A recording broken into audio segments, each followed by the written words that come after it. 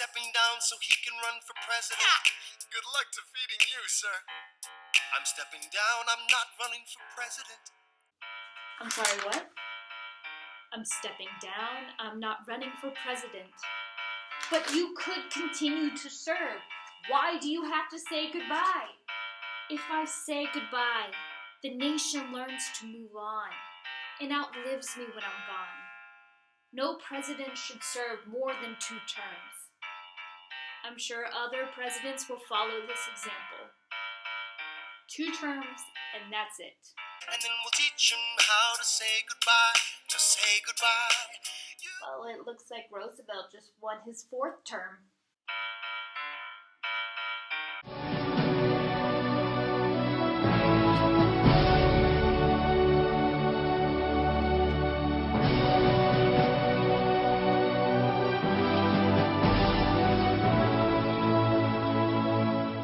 Despite the 2-term tradition of presidents in place since the time of George Washington, FDR sought a 3rd term in 1940. With the world at war, many wanted Roosevelt to stay and finish the job. FDR was frequently in touch with Prime Minister Winston Churchill. The 2 leaders declared the 4 freedoms. These freedoms would represent everything they were fighting for and what the Axis powers were threatening to take away. Those 4 freedoms are freedom of speech and expression, freedom of religion, freedom from want, and freedom from fear. Many Americans united under Roosevelt's leadership, and Roosevelt defeated his opponent, Wendell Willkie, by nearly 5 million votes. The Roosevelts, Franklin and Eleanor, had one of the most notable political partnerships in American history. As the First Lady, Eleanor traveled across the United States, acting as her husband's eyes and ears and reporting back to him after she visited government institutions and programs and numerous other facilities. She was an early champion of civil rights for African Americans, as well as an advocate for American workers, the poor, young people, and women during the Great Depression. Eleanor Roosevelt encouraged her husband to appoint more women to federal positions, and she held hundreds of press conferences for female reporters at the time, when women were typically barred from White House press conferences. After Franklin Roosevelt declared war on Japan, he spoke constantly on the radio, reporting war events and rallying the American people in support of the war effort. In 1944, as the tide of the war turned towards the Allies, Roosevelt managed to win election to a 4th term in the White House. By now, FDR was growing weaker as polio was taking its toll on him. And during World War II, Eleanor Roosevelt advocated on behalf of European refugees who wanted to come to the United States to escape the war. She also promoted issues that were important to American troops. She encouraged volunteering on the home front and championed women employed in the defense industry.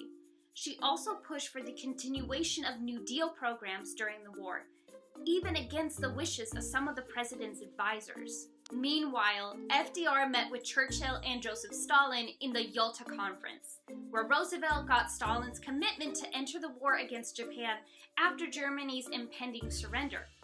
The Big Three also worked to build foundations for the post-war international peace organization that would become the United Nations.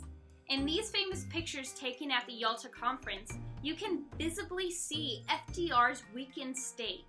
Both Churchill and Stalin opted to be seated alongside Franklin, who by this time was unable to remain upright to pose for the pictures. After FDR returned from Yalta, he was so weak that he was forced to sit down while addressing Congress. He left Washington with his famous puppy Fala at his side, and traveled to his cottage in Warm Springs, Georgia, where he had long before established a nonprofit foundation to aid polio patients. The organization became the National Foundation for Infantile Paralysis, the sponsor of the March of Dimes, and was instrumental in promoting the development of a cure for polio. The water from the underground spring was very buoyant that it made it a lot easier for polio patients to swim. Franklin loved coming to this small town in Georgia, and the children there who had polio loved it when he visited. They affectionately addressed him as Rosie. In April 1945, Roosevelt was sitting for a portrait when he suddenly suffered a massive cerebral hemorrhage. He died later that day at his little White House in Warm Springs. The portrait he was sitting for remains unfinished today. Roosevelt was succeeded in office by his vice president, Harry S. Truman. Franklin Roosevelt served as president from March 1933 to April 1945, the longest tenure in American history. He may have done more during those 12 years to change American society and politics than any other president in the White House, maybe since Abraham Lincoln. FDR saw America through the Great Depression, the New Deal, and World War II. Eleanor would go on to serve in the United Nations, and she went on to chair the Human Rights Committee. Eleanor transformed the conventional role of First Lady, from being a social hostess to that of a more visible, active leader of society. She walked the talk every time it went against her constitution.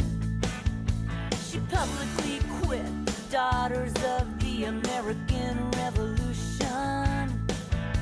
She stood her ground, took a new direction, refused to sit in the white section.